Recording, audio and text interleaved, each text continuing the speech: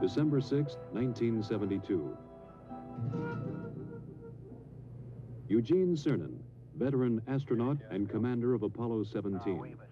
He would be the last Apollo astronaut to stand on the surface of the moon. Dr. Harrison Schmitt, better known as Jack. He would be the first geologist to set foot on an alien world.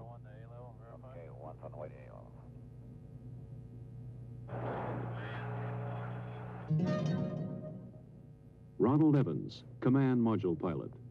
He would remain in lunar orbit, operating a battery of experiments that would take this last close look at the moon. In the year 1675, Sir Isaac Newton was asked by his fellow scientist, Robert Hooke, how he had accomplished so much. "If I have seen further," Newton wrote, "it is by standing on the shoulders of giants."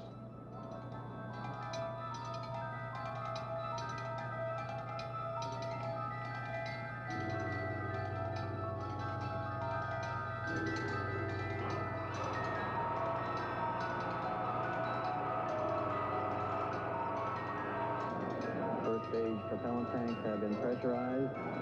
The engines will build up to a thrust of 7.6 million pounds. T-minus 30 seconds. We have a cutoff. We have a cutoff at T-minus 30 seconds.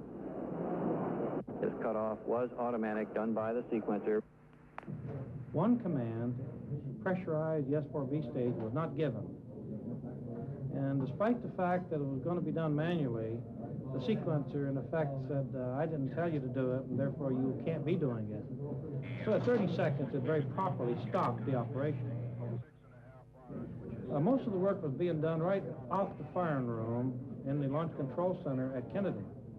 However, there was a great deal of support from the Marshall Space Flight Center, who had a comparable operational group working there with their contractors. So we concluded that we were safe, and we gave the word to jump route to one signal and proceed, which we did.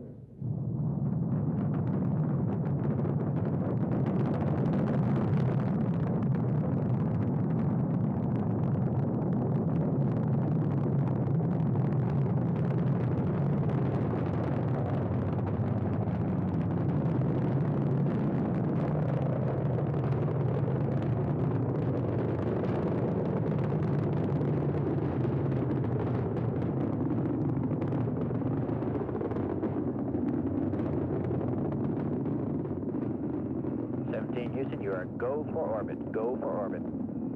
Those are kind words, Robert. We're go for orbit here.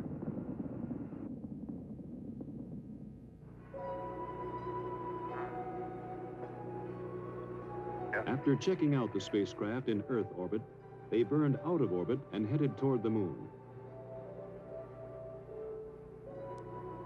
Houston, we're right in the middle of a snowstorm. We're not there yet. Long way. Ron Evans, at the controls of the Command Module America, moved in to dock with the lunar module Challenger. They pulled Challenger free of the booster's third stage, then continued the 3-day coast to the moon.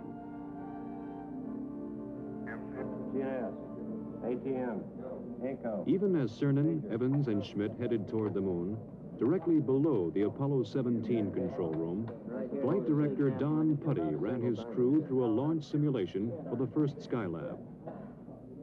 As you're probably well aware, we are still working on other programs, Skylab being the prime effort starting in the spring of next year. We're also working on the cooperative mission with the Russians, which will take place in 1975. And of course, we've got quite a few of the flight control team as well as other center elements involved in the work on the shuttle. So it's the start of a new era, I hope. Skylab, of course, will fly in the spring of next year with 3 men going up and spending 28 days, and then 2 months later after they land, we'll put 3 men up for 56 days. They'll come down, and 30 days later, another 3 will go for 56 days. So a year of 73, calendar year, will certainly be a busy one from the standpoint of manned spaceflight.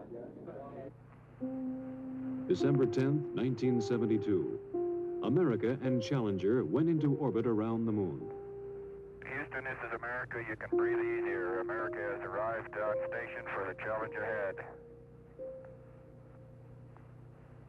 The next day, December 11th, Cernan and Schmidt entered the lunar module and undocked.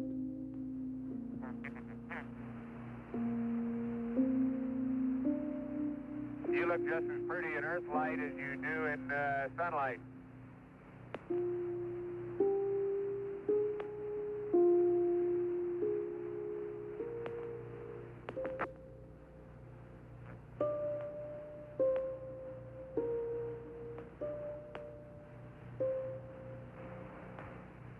Roger, America. Have a good burn. You're loud and clear.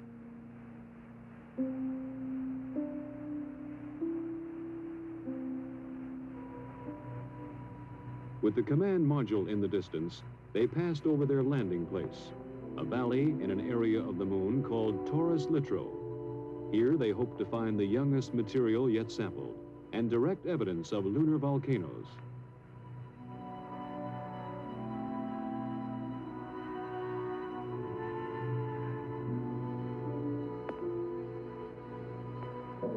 You're looking real good, Gene. Right down the line. Oh, man, we're level with the top of the massif now. Okay, stand by for pitch over. Oh, are we coming in? There it is, proceeded. And there it is, Houston, there's Camelot. Wide on target, I see it. We got them all. 42 degrees, 37 degrees, through 5,500. 53 degrees. Okay, I've got Jorge, I've got Poppy, I've got the triangle. That's 2,500 feet, 52 degrees. H-dot is good at 2,000. H-dot is good. Fuel is good. Going down at 10, cut the H-dot. The fuel's good. 110 feet, stand by for some dust. Little forward, G. Little forward a little. 90 feet. Little forward velocity. 80 feet. Going down at 3. Getting a little dust. Going down about 2. Very little dust. Very little dust. Stand by for touchdown. Stand by. 25 feet. Down at 2. Feels good. 20 feet.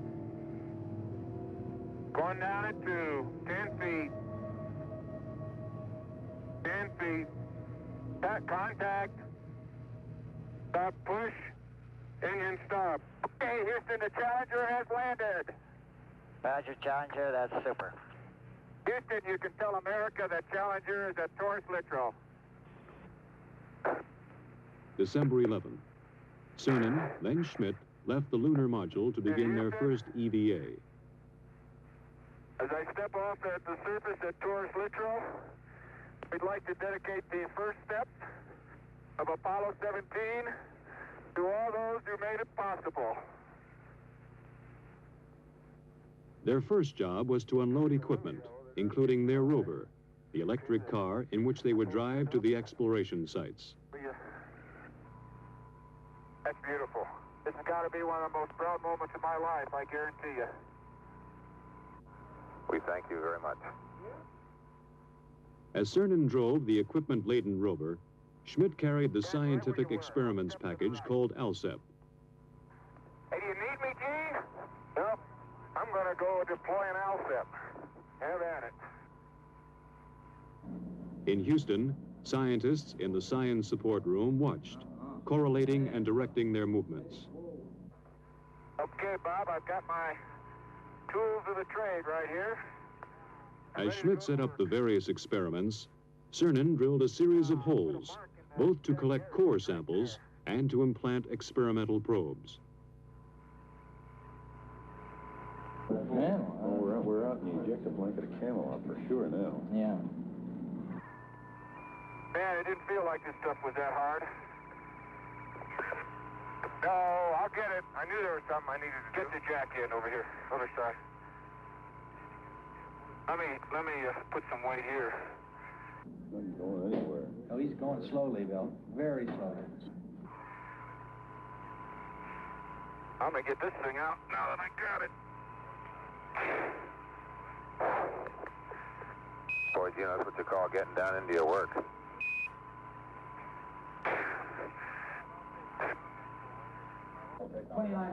Yeah, it's 29.5 minutes from now, but remember, they left this side a little bit late. There he is. Okay. Jim, you better make it clear to Parker that we got to pull out. On the moon and on the Earth, they were fighting time now. There are just so many hours of oxygen and water in the backpacks. So many hours of life in the vacuum of the moon. We're up in this area. There you go. Watch that cable. Cable. Oh! Cable. Watch the cable. Cable number 1. You know, they're all fixed, Lee. They'll break the whole world before they'll break the cable this time. With the ALSEP functioning, they left the site for a shortened sampling traverse. Well, many parts of the ALSEP are functioning very well. The heat flow experiment is working excellently. It's transmitting back temperature data. The cooling down is still cooling down from the drilling process, and in a few hours they should be starting to get true heat flow information. Let's see if I can't crack the corner and get that contact. See if I can't get her. Look at the boulders out there. Jesus. It was time to head back to the Challenger, activate experiments, and get back inside. Man. I was strolling on the moon one day in the merry, merry month of December. No, May's the month. May, that's right. May is the year of the month. As the astronauts rested, engineers in 2 nations were working out technical problems of the Apollo-Soyuz test program, the first joint Russian and American space mission. Well, the prime purpose of the Apollo-Soyuz joint mission is to prove out a compatible docking system and demonstrate that we have compatible operational procedures that will let 2 different countries dock in space.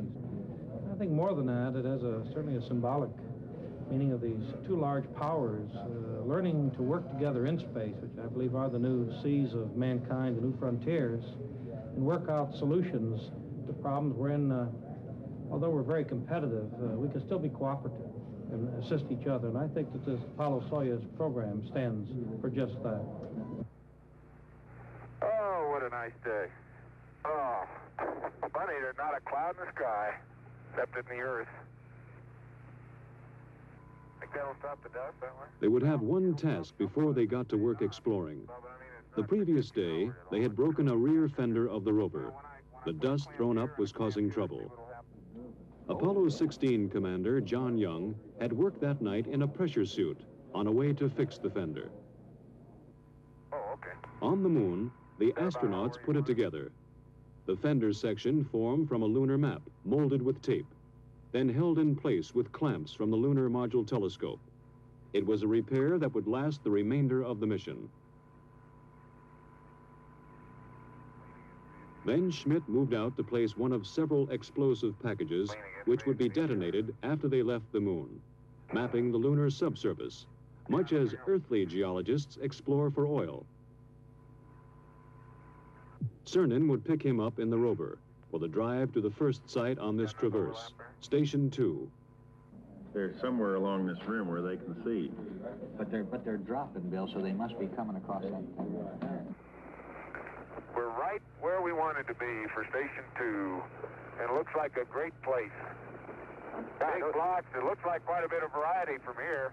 Different colors, anyway. Pretty hard, isn't it? That boulder's going to roll. Man, that is hard. Just don't stub your toe.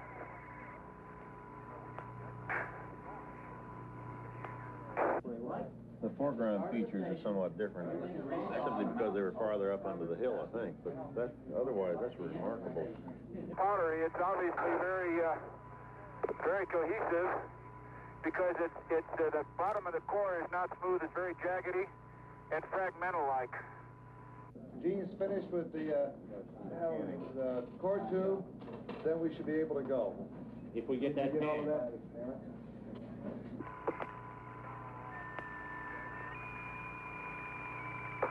No, dadgummit. Jack Schmidt, having a few problems. Come on. They would sample several locations on this EVA, but none would cause more excitement than the find at the crater called Shorty. Oh, hey! There is orange soil. Well, don't move it till I see it. It's all over. Orange! Don't move it till I see it. I've stirred it up with my feet. Hey, it is! I can see it from here. It's orange. That's the volcanic vent. Somebody unplugged silver. Fantastic, sports fans. It's trench time. Jack, that is really orange. I think it's the most exciting we've come across since the beginning of the Apollo program. I believe that it's going to be the most rewarding of all the finds on Apollo.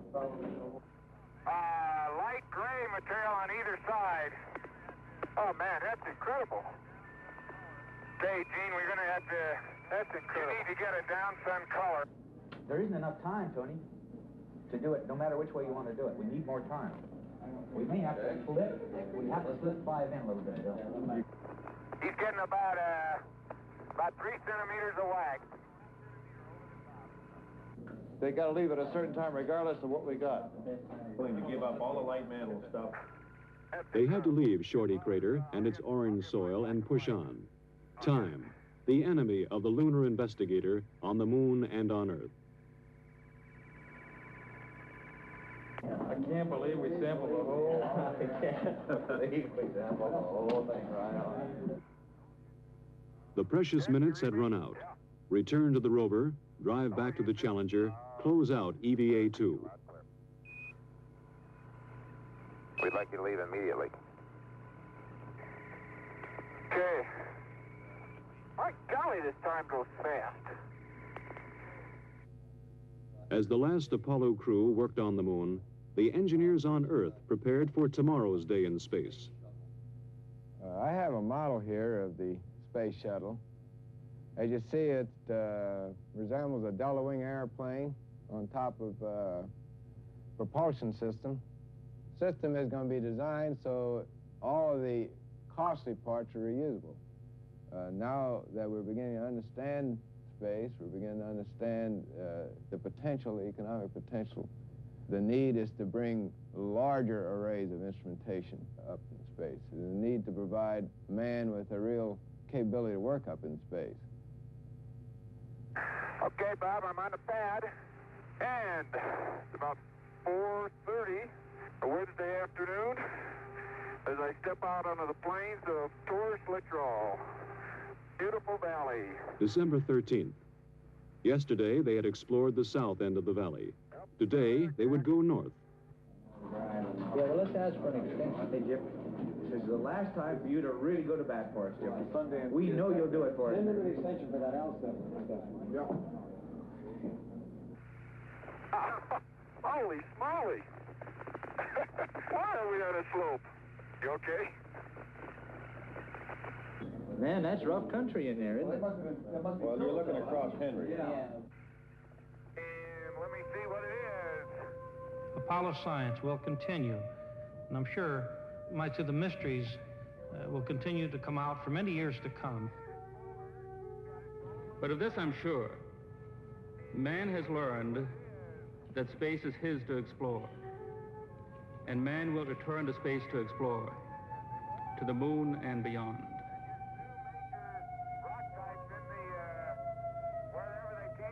I'm firmly convinced that it's changed the whole basis of philosophy, including religion. I don't think that we've begun to see what the era of spaceflight really is. We've got a long way to go, and I hope I'm living when we leave this solar system on a venture to find another planet Earth.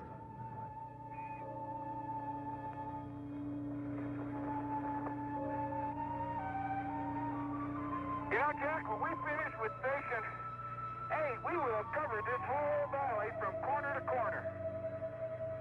That was the idea. Once more it was time. Gene Cernan and Jack Schmitt returned to the rover to drive back to Challenger.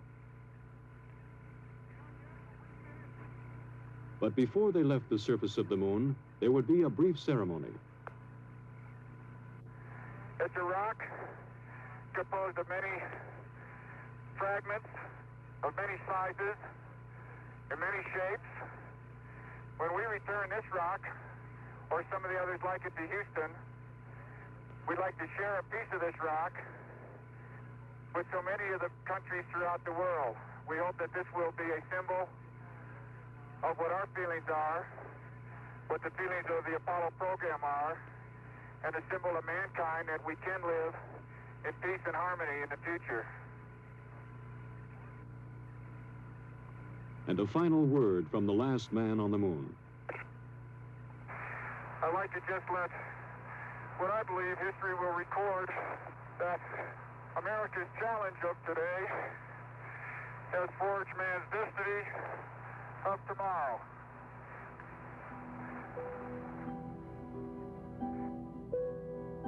While Cernan and Schmitt closed out the last moonwalk and prepared for tomorrow's liftoff, Ron Evans worked on in orbit. Photograph, observe, describe. Keep operating the cameras and experiments in the Science Experiments Bay. In orbit, as on the surface, the seconds are precious. Possibility at this stage. How is the experiment working now? Working extremely well. We're looking for subsurface geologic structure in the broad sense, layering, for example. This is the infrared scanning radiometer. What does that do? The radiometer measures the temperature of the moon and makes an accurate map of the temperature beneath the spacecraft. It is working with tremendous success. One other thing, how is the experiment working mechanically as far as the man and the machine? The experiment itself, the hardware is working perfectly, precisely the way it was supposed to work. Everything is functioned properly. An important part of the experiment is it requires the man to operate it. 99, proceeded, 3, 2, 1, ignition. Right away, Houston. Vector good. Ag thought. Pitch over. Roger, you have good thrust.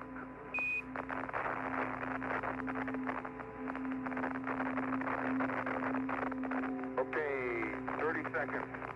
308 your number. Take coming through 1,500 feet, and H-dot looks good. On the descent stage of Challenger, forever on the moon, they left a plaque reading, "Here man completed his first explorations of the moon, December 1972 AD. May the spirit of peace in which we came be reflected in the lives of all mankind." One revolution later, Cernan and Schmitt caught up with Evans and prepared for docking.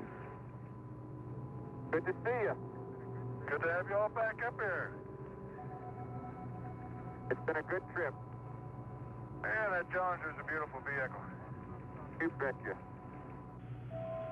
December 16th. Burn out of lunar orbit and head home to Earth. Houston, America has found some fair winds and following seas, and we're on our way home. Hey, this is great. Talk about being a spaceman. This is it.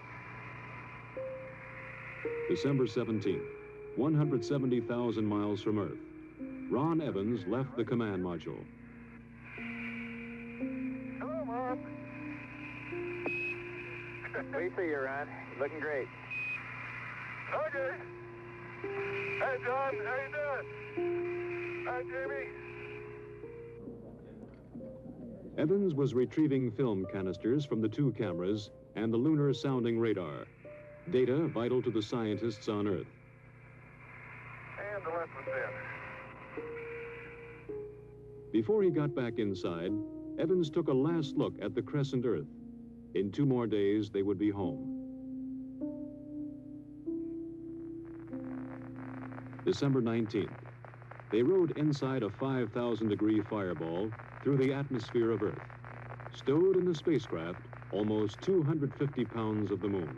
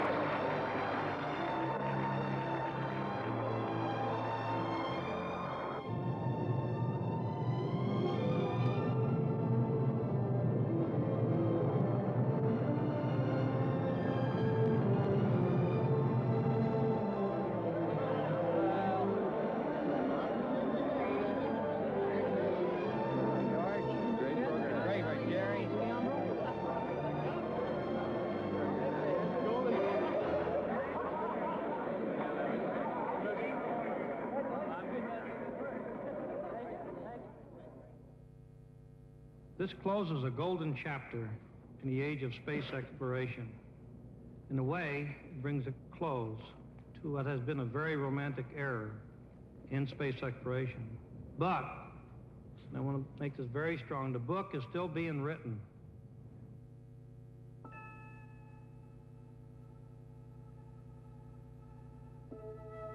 The moon, a lonely world in the absence of man. But here we have left our mark, a signature attesting a legacy to future generations. We stood on the shoulders of giants and touched the moon.